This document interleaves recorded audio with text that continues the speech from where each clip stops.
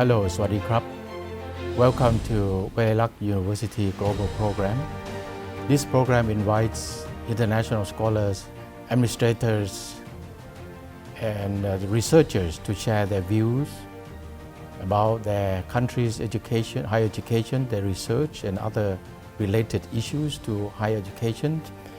Today, we are very pleased to have Dr. Nguyen Quoc Chinh, Director of the Center for Educational Testing and Quality Assurance at Vietnam National University, Ho Chi Minh. Dr. Chinh is a leading expert in quality assurance in higher education and plays a key role in advancing the ASEAN University Network Quality Assurance or AUNQA initiatives across the region. Welcome, Dr. Chinh, to Walailak University. I would like to say to the audience that Dr. Chinh is here today at Walailak University to give a talk on these very important things across the university in ASEAN.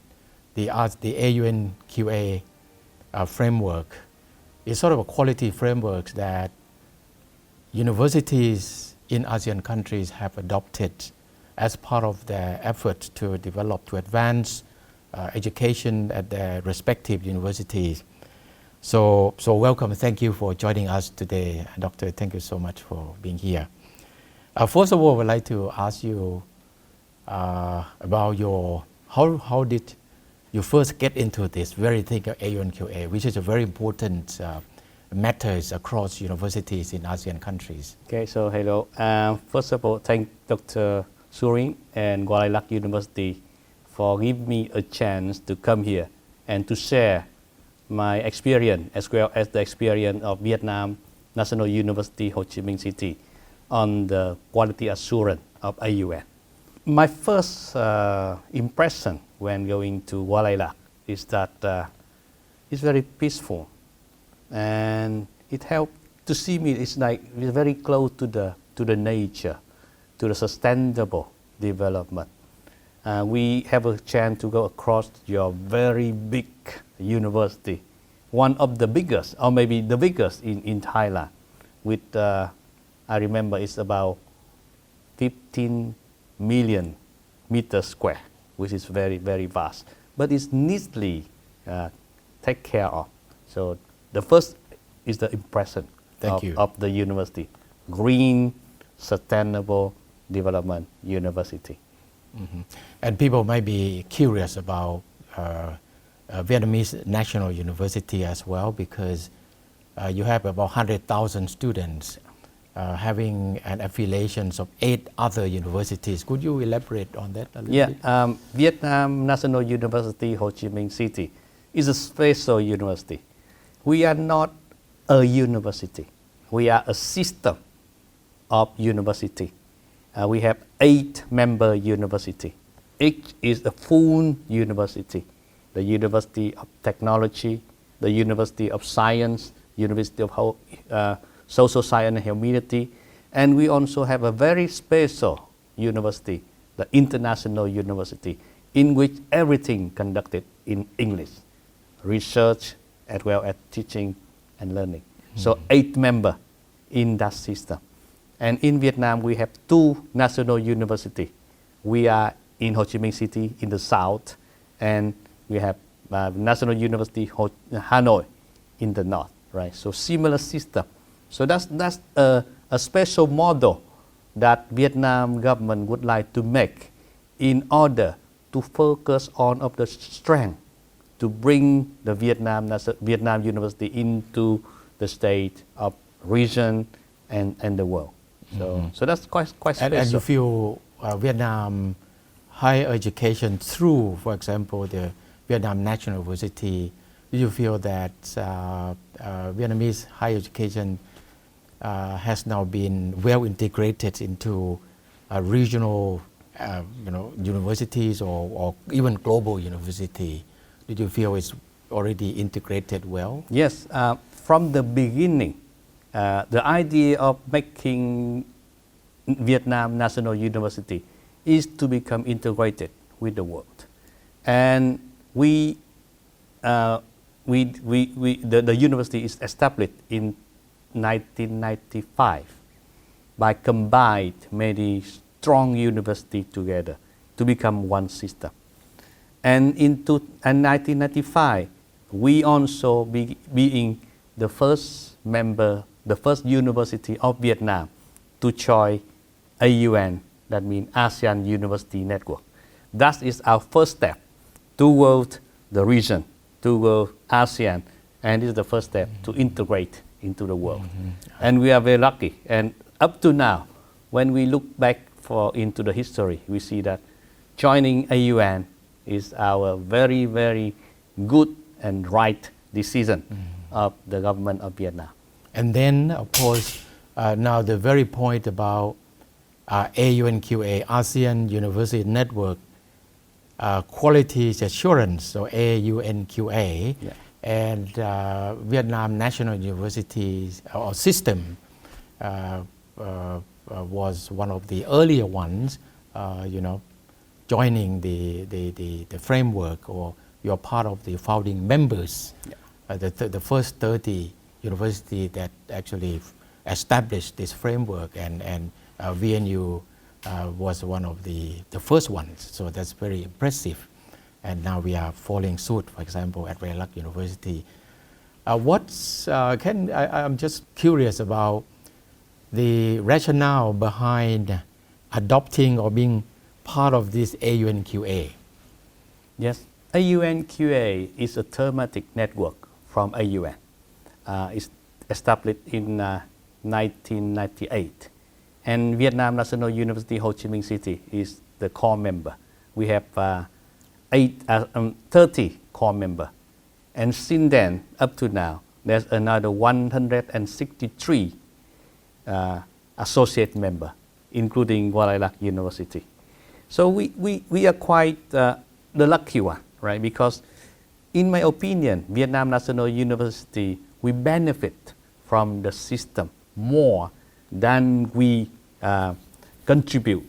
But now we start to contribute quite a lot. But we learn a lot from the framework, ASEAN University Network of Quality Assurance.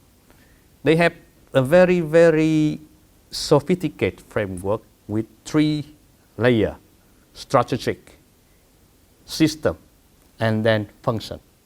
And from that framework has been developed into criteria, standard.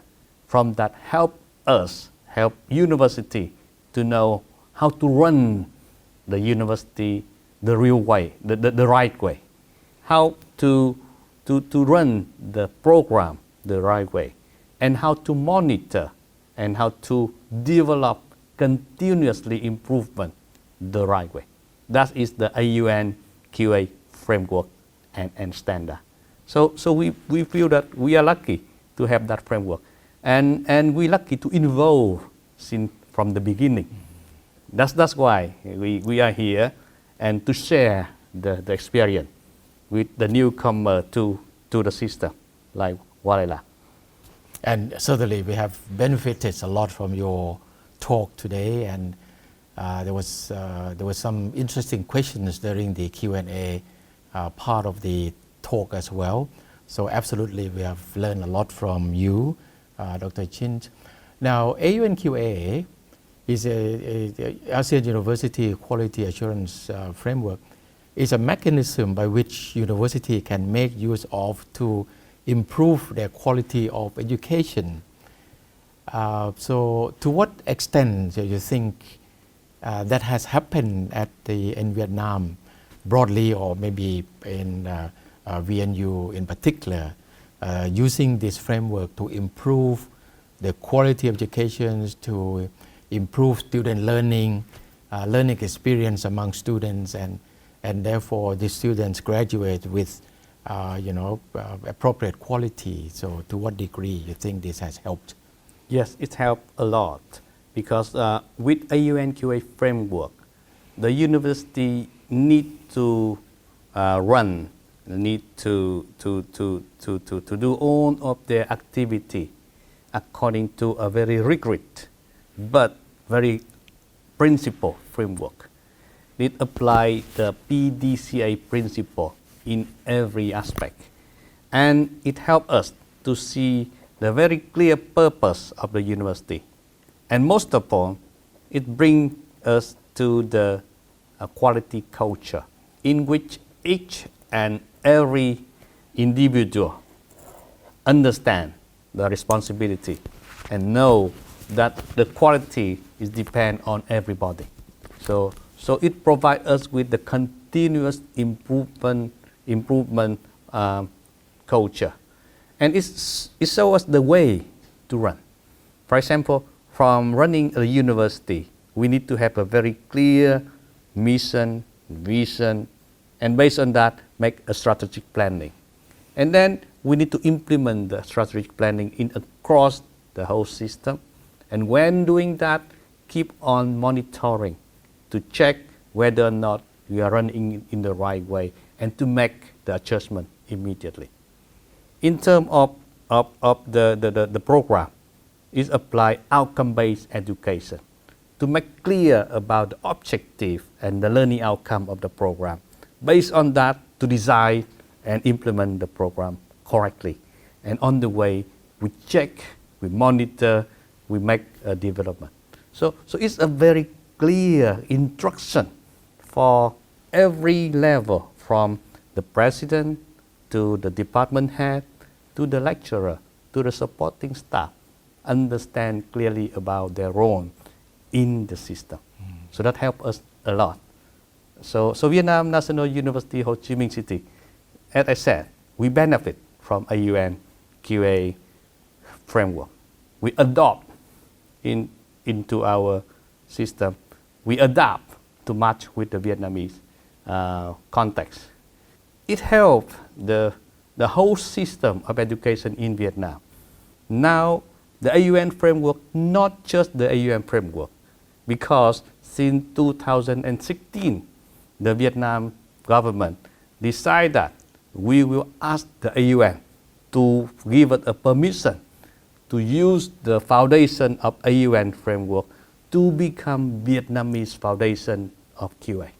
So first we translate the standard, the framework into Vietnamese. We adapt into the Vietnamese context.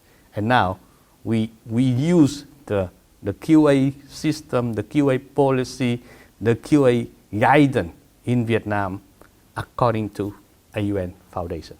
So AUN not just change the way VNU Ho Chi Minh run, it impact into the whole system of higher education in Vietnam in a very good way. That's very impressive.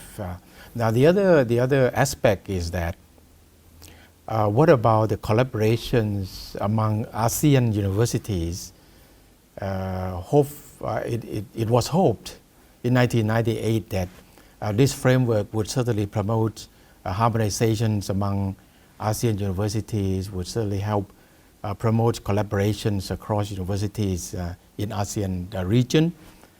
You think we have gone at some length in that area? Oh yes, tremendously length. We see that the AUN QA framework and activity of assessment had bring AUN framework into many universities, many different countries. And thanks to the activity of AUN assessment, right? The AUN assessor go around in ASEAN and help the program in each university member to improve, right? So through that assessment, it can spread the idea of the framework, spread the quality culture. And if we look at the number of the associate member, you can see, since the beginning, we have only 13 core members. And then up to now, it's growing up into 163 associate members. At the 31, that means we have almost 200 members of the university across ASEAN. So quality culture has been spread thanks to the framework and thanks to the activity. And we learn from each other. For example, I am an assessor from Vietnam, but I can travel to Thailand, to Malaysia, the Philippines, do the assessment. I share the experience from Vietnam, but at the same time, I learn a lot during the assessment. So we have many assessors going around, sharing and learning, and together we build up the foundation of quality. So that's what Yes, AUN now let's brings. talk about this assessment and assessor. You are one of the leading assessors of ASEAN of AUNQA, and universities require different nationals to be assessors, right? Like in Thailand, Thai university can't have assessor, can't have Thai assessor to assessing them. You get to get assessor from other countries. So this is very objective, of a principle. This is a good way of doing it. Yeah. It's a very good principle, and you have been playing a key role in assessing other university and so all of that. So I'm impressed with the system that you have set it up. Firstly, and secondly, would like to ask for you to reflect a little bit of your experience assessing other universities. That's ongoing. Each assessment is different, but it's a common practice is that we share. So during the assessment, first of all, before assessment, you need to write the self-assessment report, and it takes a few months or sometimes years for the university or the program to write that. And while writing the self-assessment report, you already do some of the learning and the improvement. You write the assessment report based on your viewpoint, but then you submit that into AUN, and AUN will invite the assessor from different countries, and they will provide the fresh real viewpoint from outside and to help you to improve. So during the site visits, the assessor will come to the university. They will meet with different stakeholders, from the leader to the SAR team, to the student, alumni, employer. And during the interview, we said that is the interview, an exchange of ideas, in which we talk about how can we improve the program. So during that activity, not only the assessor understand more about the program, but provide the stakeholder some hint about this is what we expect from the program, and help them to understand more about their role in helping the program to improve. So I believe that the activity during the assessment can help more than the final report. You learn during the process. During the process, we ask questions, we share ideas, and everybody in that understand about their own. So that's why we have 3 days of site visit, and in there there's a lot of talking, a lot of exchange, and it helps a lot. You can see, you will experience the assessor coming to Walailak University and meeting with different stakeholders, and during the process, everybody learn, everybody gain, and that's the beauty of the quality process culture. itself is really important. Yes, and Yeah. that's marvelous. Your presence here today, your talk here today has given better insights into a lot of things that we thought we have covered. At Walailak, we do have an internal quality assurance system, but having heard from you, having listened to what you've done, having observed your reflections, listened to your reflections and all that, on all of that, I think we have learned a lot. And certainly this is a very important process. Even before the assessment itself, inviting experts like you to come and share your ideas is already quite beneficial. Absolutely, you're right about that. Now, the essence of AUNQA, in the end, just like to emphasize the point that what we are all doing, when we, meaning universities, are doing it, is to really, for the benefit of students, of a graduate, because that is our key stakeholders. They have to have a good learning experience, they have to get jobs after their graduation and all of that. And the essence of it is called OBE, outcome-based education. Could you elaborate on that Yes. further? Outcome-based education is an education that focuses on the outcome. Normally, education comes from content-based. We teach what we know, that content-based. But for the modern society, in order to improve, we need to go to outcome-based. So we cannot say that we teach very well. That's not true. It's not effective enough. We need to say that after our teaching, our student can achieve the objective of the course or of the program. That's outcome-based.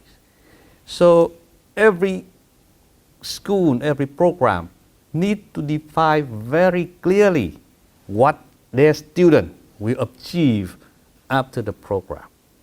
And they need to make sure to make everything to support the student to achieve that outcome. So that's outcome-based education. So you need to specify the objective, the learning outcome, the knowledge, the skill, the competence that the student will achieve after finish the university. That is outcome. And then they need to design the curriculum according to the learning outcome and make sure that they support the student for them to reach the learning, the outcome. So that's outcome-based education. So whenever the university lecturer says, our program doing well because our student achieve the learning outcome and they can accept by the market, by the industry. That is outcome-based education with the successful. So very, very simple, but a simple word from OBE, outcome-based education, it makes us change the mindset of the lecturer, change the mindset of the student, change the mindset of everybody. Because now we should not just focus on us, teacher center. We need to focus on student, the student center. We need to make sure the student achieve by themselves with our assistance the learning outcome. So very simple word, 3 words, OBE. But the philosophy behind that is very important. We take care of the student. And the successful of the student is the successful of the program. Mm-hmm. And if I may ask, this is not to ask you to criticize anyone here, but because you are leading assessor of AUNQA, you travel to other universities in the region. Are you generally happy with the way we do things at our respective university in relation to OBE? You think we have done enough, or there are still some gaps when it comes to serving students? Yeah, I have chance to assess many universities in which there are many type universities, some leading one. And now I come to Walailak. And also I have chance to look at the curriculum, look at to the TQF 3, TQF 5, and to talk with the lecturer. And I see that you are doing a good job at the moment by providing a very clear outcome-based education. So we see a lot of strength. However, I also see some gap that if you can achieve to subtract, to mend that gap, you can bring the program from good to excellent. That gap is about clearer objective, clearer assessment process to make sure that your student achieve the outcome. That's a key point of outcome-based education. In outcome-based education, we do backward design. That means we state the outcome first. We design the exam the project, the evaluation tool first in order to measure the learning outcome. After that, we design the lecture, right? In content-based, we design the lecture first, and then we measure. Now, we do it a little bit differently. And you have done quite, in Walailak, you have done quite many interesting objectives, but it needs to be improved a little bit more specific, align between program learning outcome, course learning outcome, performance indicator. The performance indicator need to be measured in a very specific assignment, exam, project, capstone, right? So if you just do just a little thing, just a little bit, then it can improve the program quite a lot. Of course, when we talk about outcome, I guess we base outcomes on knowledge, skills, attitudes, and other things. What do you think with a changing world, with the role of AI and all of that, and these things would certainly determine outcomes. You have any thoughts on the changing outcomes of education? I think there will be no changing of the outcome of the education. But I see more opportunity for us to help the student to achieve the outcome. So now we got better tools, we got better equipment to help the student learn whenever he or she can. We got MOOCs, we got LMS, and now we got AI to help us with helping the student. So there's more chance for us to equip them with good knowledge, skill, and competency. So it depends on the way that we use. And we need to use the good tools very carefully. Because this is a very good tool, but if you do not know how to use it correct, it may do more harm than good. Right? It's like a knife, a very sharp knife. If you know how to use it, it's useful. If not, it can cut your hand. AI is one example. And every university now needs to think seriously about how to use AI. Because if you do not use AI correctly, then it may come to the scenario like this. The lecturer use AI to make lecturer. The student use AI to do all of the exam. Nobody teach, nobody learn. That may happen. So you need to utilize AI to help the teacher, help the student study better. So you need to change the way of teaching. You change the way of assessing students.